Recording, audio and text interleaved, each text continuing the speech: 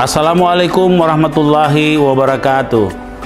Kepada seluruh kaum muslimin, bulan suci Ramadan merupakan karunia buat kita semua. Bulan penuh barakah, penuh kemuliaan, penuh keagungan. Inilah kesempatan untuk melakukan banyak amalan-amalan, untuk mendapatkan pahala yang berlipat ganda serta pengampunan dari Allah Subhanahu wa Ta'ala.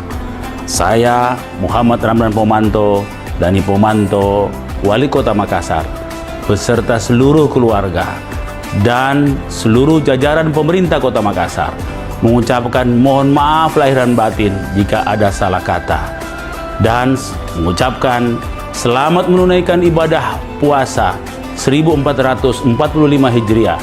Semoga puasa kita tahun ini lebih berkualitas dari sebelumnya, dan semoga amal ibadah puasa kita diterima oleh Allah Subhanahu wa Ta'ala.